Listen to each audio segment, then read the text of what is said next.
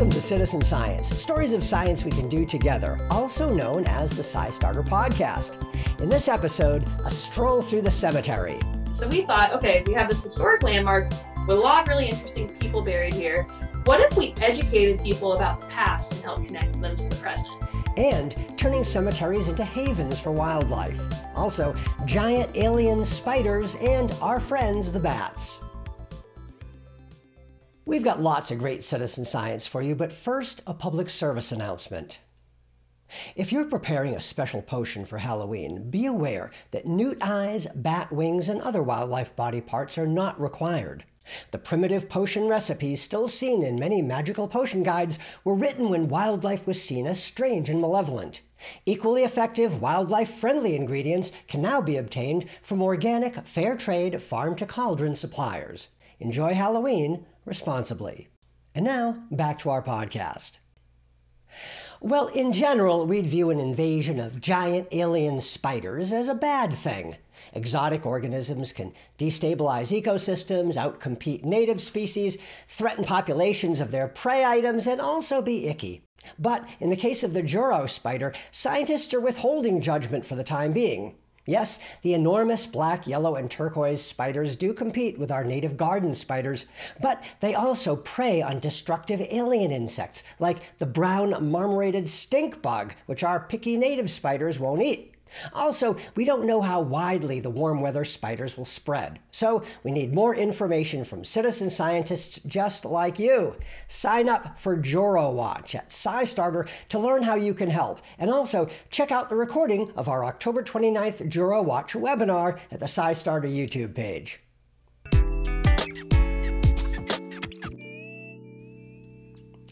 Not all of us are lucky enough to have bats in our belfry, or even a belfry, but that doesn't mean we can't enjoy bats and help protect them. The Bats Count Project has a live bat cam pointed at the bat entrance to their bat barn in Litchfield, Connecticut, so that bat lovers can count how many bats go out bug hunting each evening. So if you're only taking 2 or 3 counts in a year, there's a lot of noise and a lot of variability in those counts, and you're not really getting that true number, how many bats are actually in this colony. That's wildlife biologist Yvonne Fraser. So by having a camera and a live stream where people can on a nightly basis log in and check in, we're getting a lot of data, but we're really kind of reducing a lot of that noise and getting closer and closer to that really critical information, which is how big is the colony and is it growing or is it shrinking? She explains that by filling out and submitting their bats count data sheet, you can help their tiny team of scientists monitor the health of this bat colony, and that helps them track the health of the big brown bat. And the big brown bat is actually the name of this variety of bat. It's not just a big brown bat. And the work also helps them monitor the health of bat populations overall. So sign up for Bats Count at SciStarter, and yes, watch the very cool SciStarter Live webinar on the project on our YouTube page. Halloween is coming up, but instead of indulging in scary movies and ghost stories, how about celebrating the lives of those we've lost?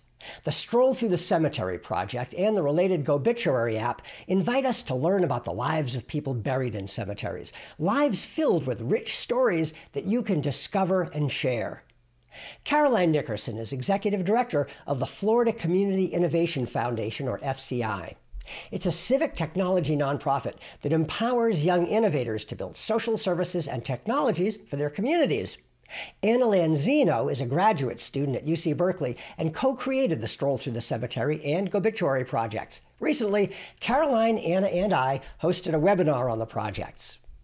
Caroline explained that the inspiration and current focus of Stroll Through the Cemetery is the Miami City Cemetery. Okay, so what is the Miami City Cemetery?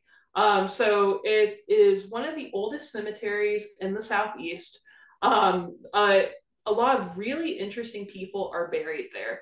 A number of people of different racial backgrounds are buried there. A number of people who helped create Miami are buried there.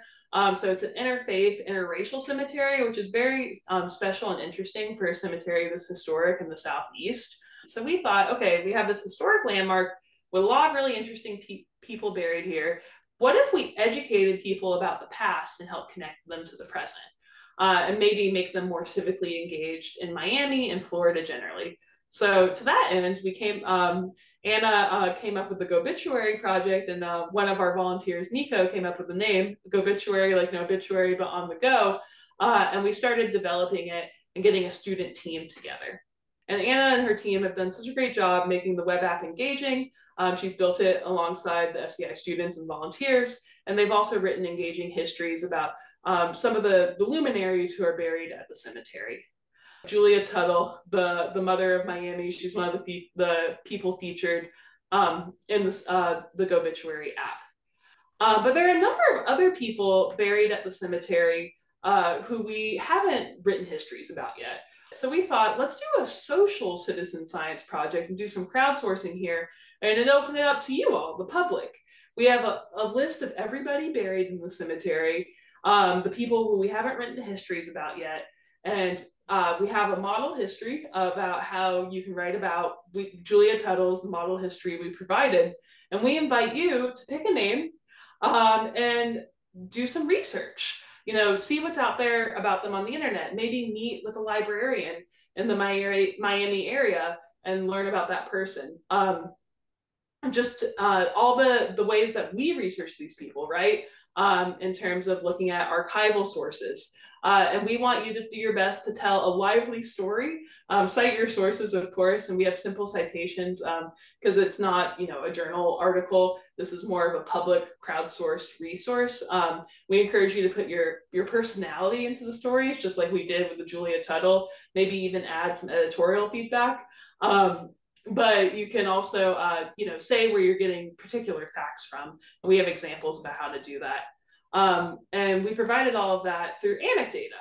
So Anecdata is a free platform where we set up a form where the prompt is just really simple. We have the list of names of the people buried there. And then you can just start Googling. Google Scholar is a great resource. Old newspapers like the Miami Herald, just all the different techniques that you do when you want to find out about someone, maybe get a genealogy librarian to help you. And then you can submit the history draft whenever you're done. And over the next year or so, we'll be going through these. And for the Miami City Cemetery, adding them to the GoBituary project. But if you, once again, as we mentioned earlier, we'd love to spread it around the country. So if you really want to have a GoBituary in your community, let us know, be in touch, and we can definitely do that. So that's the basic Cliff's Notes of the project. We brought Bob on. He hosts our podcast. I just want to see, Bob, you've learned a little bit about this project. It's kind of a unique crowdsourcing effort that builds on what Anna Lanzino and her team made for the Miami City Cemetery in terms of the historical luminaries. Do you have any questions that come to mind? Yeah, I mean, the first thing is, well, a couple. So you have a list of everyone that's buried in this particular cemetery. Yep. Find a name, and then just go searching however you want. And then once we do that, is there any form you want it in? Is it first person, like, hi, my name's Elmira, let me tell you my story? Or is it, this is the story of, or is it scholarly? Is it, what more than telling the story do you want? Yeah, we gave the example history from Julia Tuttle. And that, so it's written, like a history where we're not pretending to be her, as fun as that would be. Okay. But it would be Julia Tuttle was blah, blah, blah, blah, blah. But you'll see in the sample history, like you can add a little bit of personality. Like it's not a stodgy, boring, journal article. It's a real history that's meant to, like a story you would tell around a campfire. Like Julia Tuttle was born here, but albeit with citations.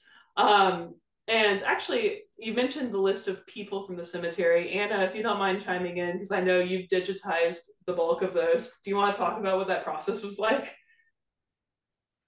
Yeah, so basically the cemetery gave us their records for everyone who they have buried there, and those records were not digitized. They were in a very long list, stuffed into a binder that Caroline very graciously went and took pictures of every single page. I think there were probably at least 100 pages, and I don't even think we got everybody. So for that process, though, Nico, another volunteer, and I started to digitize everyone, just putting them each in their own, Excel row. And FCI also hosted a like a crowdsourced event so that we could all work on it together. But yeah, so we've got plenty of people for you all to research, which is awesome. And we kept it pretty open-ended on purpose because this is a non-traditional project, where if you want to interview people and like have some of the oral histories, as long as you cite personal conversation with X person, you can include that.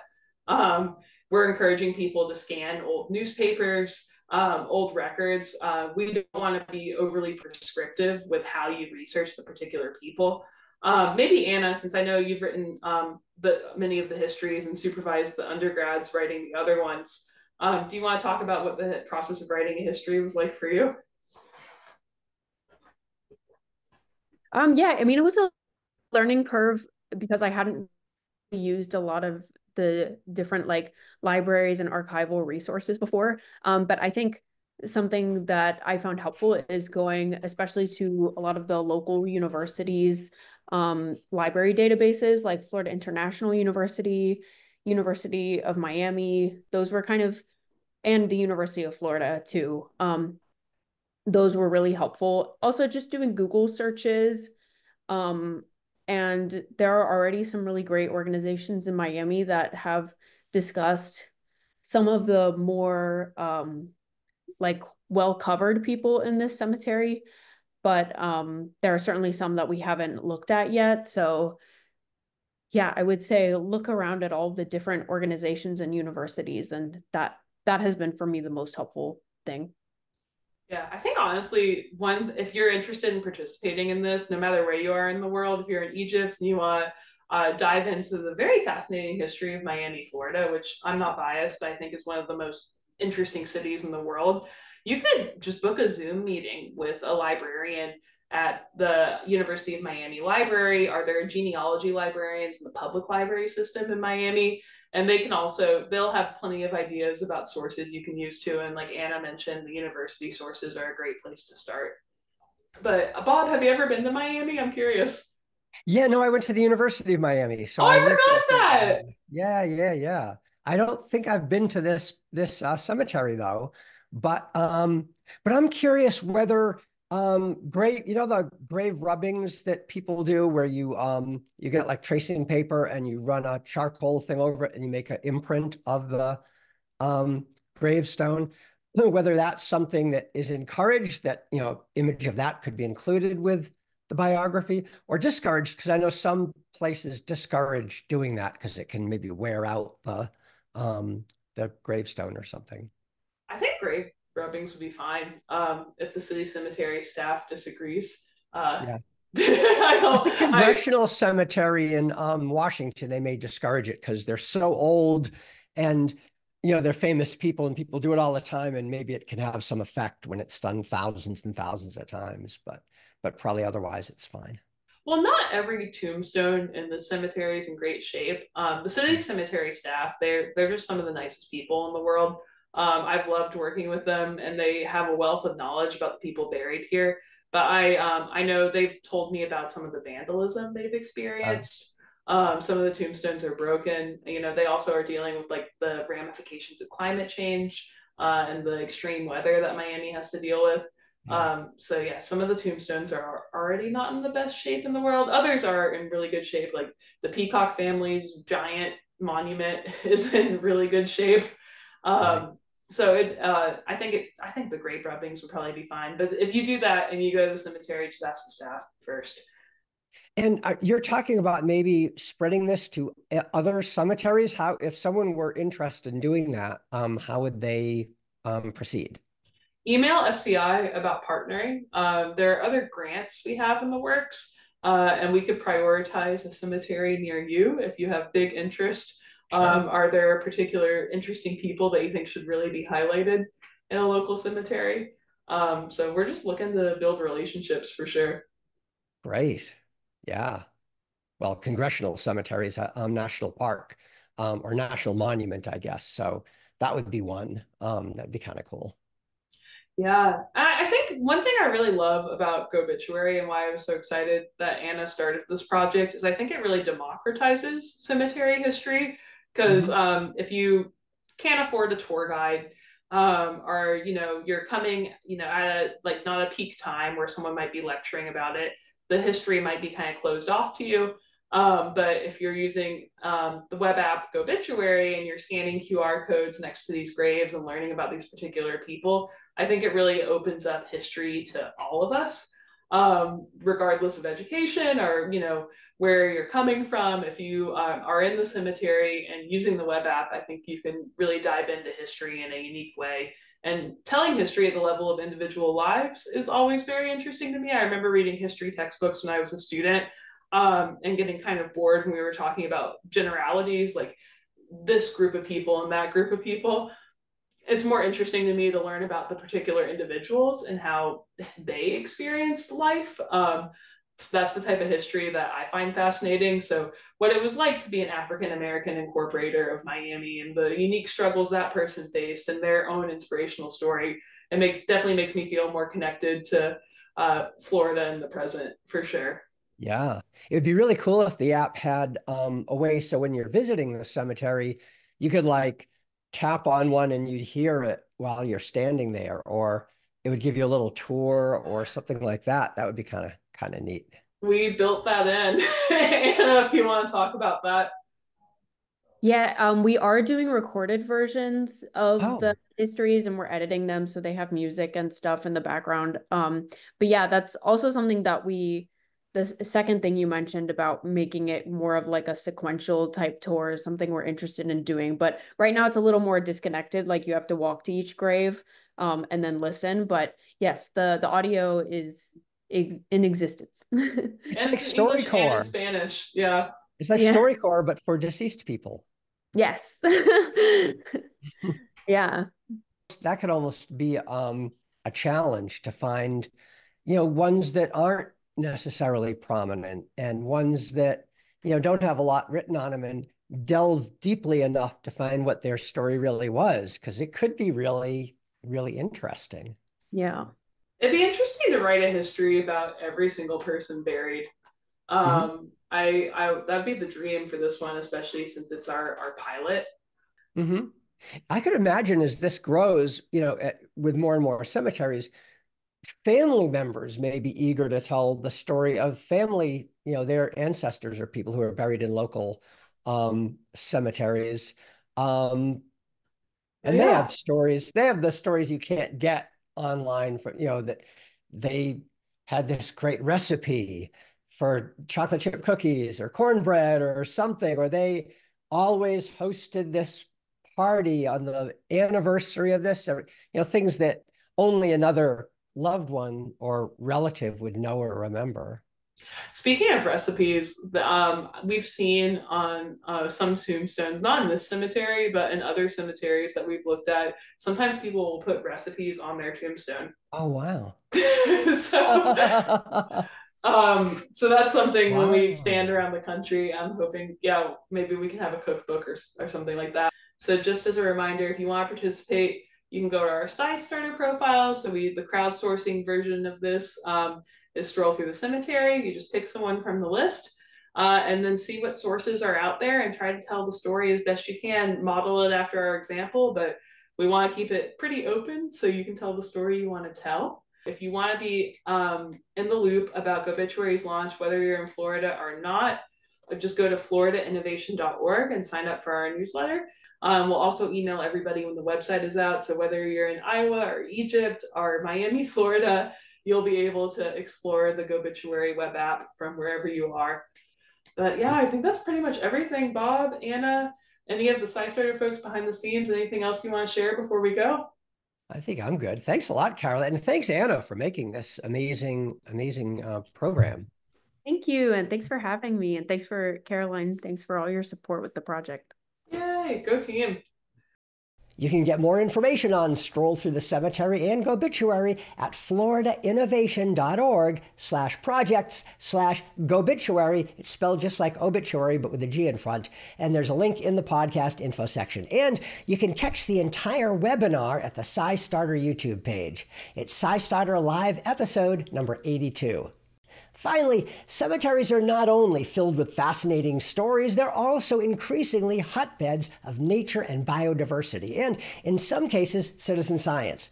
Mount Auburn Cemetery in Cambridge, Massachusetts, has long been known for its natural park-like setting, and in the 1800s, it was one of the most popular tourist attractions in the country. And now, with the help of citizen scientists, it's becoming a refuge for native plants and animals, including fish and amphibians. The cemetery has a citizen science naturalist program that trains volunteers to become biodiversity research assistants to support species surveys and restorations and wildlife reintroductions. And similar projects are underway at cemeteries throughout the U.S. and abroad, including at the Wyndham Cemetery in New South Wales, Australia, and their wildlife introduction projects include koalas. Well, that's it for this edition of the SciStarter podcast. I'm Bob Hirshon. Thanks for listening. This podcast is brought to you each month by SciStarter, which is jam-packed with citizen science projects, events, and tools. It's all at SciStarter.org. That's SciStarter.org. Thanks so much for being a citizen scientist and getting involved and making a difference. If you have any ideas you want to share with us, any things you want to hear on this podcast, drop us a line at info@SciStarter.org. We'd love to hear from you. Thanks again, and I'll see you next time.